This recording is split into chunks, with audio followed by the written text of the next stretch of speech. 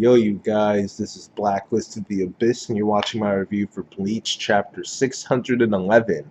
Alright, and the chapter surprised me when they came out this week, because last week was a double issue, which means they're supposed to skip a week, but I guess, us getting these chapters online, they come out early, I guess that just kicked in, so we got the chapters early. Um, this upcoming issue is also a double issue, which means we probably shouldn't expect any chapters for at least a full week and a half. Because sometimes when they're coming off of double issues, the chapters actually end up coming out early again. So while we should be missing 2 weeks worth of chapters, we might actually get it might actually only be a week and a half or so. Okay, so look out for that. But yeah, Bleach Chapter 611, it's pretty simple. I mean, it doesn't even really need a review, to be honest. I mean, there's nothing really to, yeah, there's something to talk about here, just not, it's just not much overall in terms of, like, the chapter. There's just not much happened, Ichiban, we see Ichiban's head hit the ground in the beginning. That's quite the way to start the chapter. Though it did pick off right where the last one ended. But just a quick summary, Yoha ends up leaving with the rest of his crew to go to the Spirit Palace. Ichigo shows up with his crew, and they find the Zero Squad all laid out. Ichibei communicates with him telepathically somehow, and tells him to say his name. And you thought I was going to make a reference to this song, didn't you? No. It's say my name, but I'm not going there. Anyway, Ichigo says Ichibei's name, and then he's just normal. Not normal again, because he doesn't have his powers back yet, but he's alive, at least. And he made up some stupid explanation for it about how, like, all of one's power resides in their name. It's not really. He's trying to take advantage of a concept and make it out to be more than it really is. Okay, it's, yeah, the Zanpakuto are alive, they have their own spirits, and they do have names, but it's not like the power resides in the name. You just call their name in order to, like, it's like a representation of the bond that you share, I guess you could say. And by calling out your Zanpakuto's name, it's like you're giving it an order, is what you're doing, Like Renji will say, "Roar, Zabimaru." He's giving it an order, Like he's acting like it's the word itself that gives the Zanpakuto power. No, it's not. He's just ordering the Zanpakuto to do what it does, Like that. Like he's trying to take advantage of the concept and then make it out to be more than it really is, but it's not. Though when you add his powers into it, Ichibei specifically, when it comes to name, no, actually, no, his entire power is just, I don't even know why I expected anything more when it came to explanations at this point, after the last explanation that we got, but whatever. The point is that he doesn't have his powers back, but he is alive. He tells Ichigo and the rest of them to go stop Yuha Bak from getting to the Spirit King. Alright. Which I guess you could assume that eventually he will get his powers back and he will re-enter the fight. If he wasn't going to re-enter the fight, then why say his powers aren't back yet? Why not just say I'm not in a condition to fight now? Yeah, or any more, I guess would be a better way to say. If you want to just write him off like the other four were. Alright. But no, he just says my powers aren't back yet, which means he is getting them back. So I think we should expect him to show up, all right, and re-enter the fight, all right. But as far as protecting the Spirit King, looks like they're kind of a little late for that. As we see at the end of the chapter, Yuha Bak ends up stabbing the Spirit King, and the big thing here is that he referred to the Spirit King as his father, which, I mean, first of all, let's just realize who it is that's talking, okay? It's Yuha Bak, the father of all Quincy's, So this guy in particular saying father doesn't exactly lead me to believe that he's blood related to the Spirit King, but is a possibility. If someone else was referring to Yuha Bach as their father, then it would make more sense to assume that they don't mean it by blood. But Yuha Bach himself saying that someone is his father, he's either blood related to the Spirit King, or he got his powers from the Spirit King.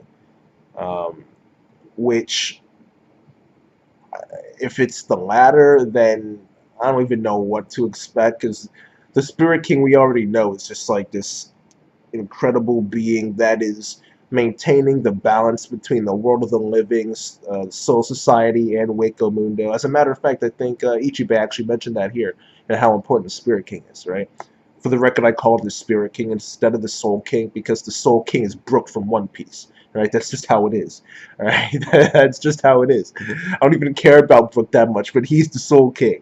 All right, this dude is a Spirit King. All right, that's it. That's how it is. All right, but anyway, um, the Spirit King is obviously important in Bleach, and if the Spirit King is responsible for maintaining the balance between the souls in the three worlds, then it would make sense that maybe it is the one that is he is the one that's also responsible for the difference between the beings that live in those three worlds. Like maybe he's the reason why the humans in the world of the living are so different from the souls that live in Soul Society, who are so different than the hollows that live in Waco Mundo. You know, maybe he has something to do with why they're different as well, or why it is that they're limited to one particular area.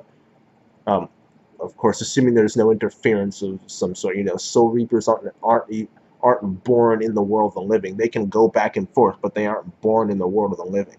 Okay.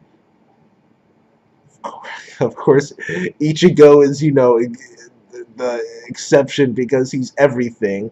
All right, Ichigo is everything. He's the main character. He doesn't count. Okay, he doesn't count. All right, but you know, you don't see Soul Reapers being born in the world of the living. You know, someone. Let me put it this way. Okay, let me put it this way. Someone who is born in Soul Society can become a Soul Reaper. Someone born in the world of the living is not becoming a Soul Reaper. All right. Again, the only exception is Ichigo, and his father was a Soul Reaper. All right. And he did. I don't even remember at this point. It's been so long. He's like inside of. He did this thing to save Masaki, and now he's inside of a Gigai or something. And you know, it's the point is it's an exception. That's the point. It's an exception. All right. But yeah. So maybe the Spirit King has something to do with that. I mean, if we're saying that Yuha Bach is referring to the Spirit King as his father because of his he got his powers from the Spirit King, and there's just we're just opening the door for a lot of stuff, and it's, you know, just what exactly is the Spirit King responsible for? You know, he could be responsible for the sky being blue for all we know. You know, like I mean, like for the sake of simplicity, I want to just assume I want to just give Tite Kubo the benefit of the doubt and say that Yuha Bach is referring to the Spirit King as his father because they have a blood relation. Because I'm hoping that is the case. Because if it is, just I just don't trust Kubo to, if he goes that route of actually expanding on what it is the Spirit King is responsible for. I don't trust him enough to actually go in depth in explaining everything there is to know about the Spirit King. I just don't trust him enough to do that. This dude had a character, Grammy. All right, all right. This dude took Grammy. His power was being able to create. His power was being able to make his imagination reality. And the best this dude could come up with was a meteor. I mean, are you serious, bro? Like, are you serious? That's the best you could come up with? You know, I just don't I just don't trust Kubo to go in depth and maximize the potential of that storyline if he were in fact to go that direction. I just don't trust him. I just don't. I just don't. Alright. This dude could have imagined himself as freaking Yuha Bach himself. Like this dude could have imagined himself as the strongest, and he would have been the strongest. He couldn't even do that. This dude could have imagined himself winning, and he couldn't even do that. This guy was lying on the ground about to die. He couldn't even imagine that he wasn't going to die. He couldn't even imagine that, that didn't happen. This dude should have been like Kumagawa from Madaka Box, all right? With all fiction, Kumagawa, if you don't know Madaka Box or Kumagawa, Kumagawa has this ability called all fiction, where he can make anything nothing. Like literally, he can just make anything nothing. If you attack him, he can make the attack nothing, and then it's like it never even happened. He's perfectly fine. The injuries go away because the attack never happened. Because it's nothing. He can literally make anything nothing, including people. All right. At one point, he made one of the main characters nothing, and then he disappeared from existence. Like, like that. That's what Grammy should be doing. But the best he could come up with was a freaking meteor, and I'm just like, no, no. He had to create clones to magnify his imagination. I mean, what? That doesn't even make sense.